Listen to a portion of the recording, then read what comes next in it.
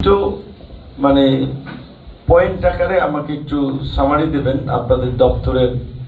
কি কাজ, আর আপনারা বিশেষ করে গত 5 বছরে কি বাজেট হয়েছে এবং সেই বাজেট অনুযায়ী কি কি কাজ হয়েছে এটা সহ। প্রথম হচ্ছে একটা আপনার দপ্তরের ব্রিফিং দেবেন, যে আপনার দপ্তরের যেটা, যেমন ধরেন মহিলা বিষয়ক কর্মকর্তা উনি যেভাবে বললো ওনার মন্ত্রণালয়ের অধীনে 2টা প্রোগ্রাম মানে বলেছে, ওনার দপ্তরের অধীনে 2-3টা প্রোগ্রাম রান করে, B2B, BWD,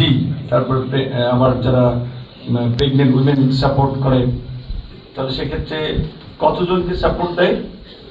এবং এখন পাচ্ছে কতজন, আর বিগত 5 বছরে এই দপ্তরের আপনার কত অর্থ ছাড় হয়েছে এবং এটা কতজন সুবিধাভোগী মানুষ হয়েছে। ঠিক একইভাবে এলজিইডি এবং শিক্ষা, স্বাস্থ্য, কৃষি সব দপ্তরে আমি 5 বছরের যেটা জানতে চাই, যে সরকারের যে বরাদ্দটা ছিল সেই বরাদ্দটার কতটুকু কাজ হয়েছে। এবং আসলে কাগজে যেটা বলে যে মানে কাজীর গরু কেতাবে আছে গোয়ালে নেই, তো সেরকম ভাবে যে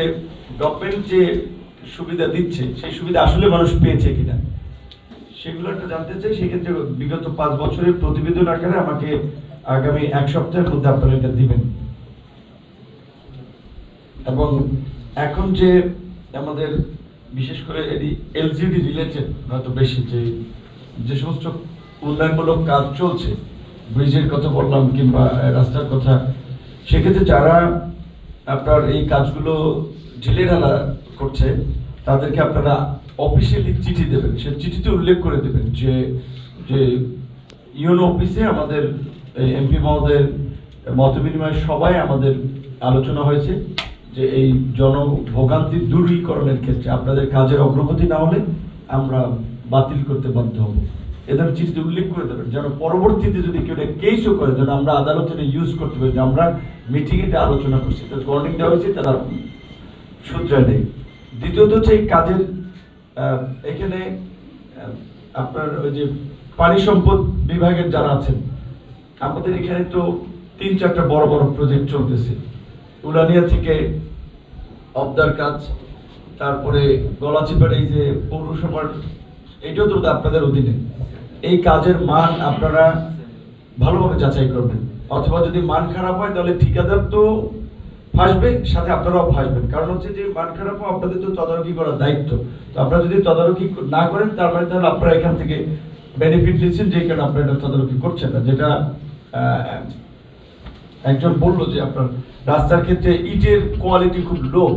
সেসব ইট আমরা নিব না। এবং আমাদের এইখানেও যেগুলো ইট ভাটা আছে, আপনার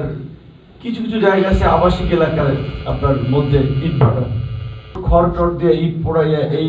এখানে সাপ্লাই দেয়, সেগুলো আবার সরকারি কাজের ক্ষেত্রে তো অনেকেই দেখা যায় লাভ করার জন্য ওই সমস্ত ইট ব্যবহার করে, এগুলো ব্যবহার করা যাবে না। যারাই আপনার কাজ করবে সেটা আপনারা তদারকি করবেন, গ্যাট জরিমানা করে দেবেন। আপনার ম্যাজিস্ট্রেট সহ যারা আপনার যাদের এই অ্যাক্সেস আছে, যে খবর পেলেই, এবং আপনার এখানে চেয়ারম্যান আছেন, সাংবাদিক আছে, কোথাও যদি আপনারা দেখেন অনিয়ম হয়, আপনারা আজকে করে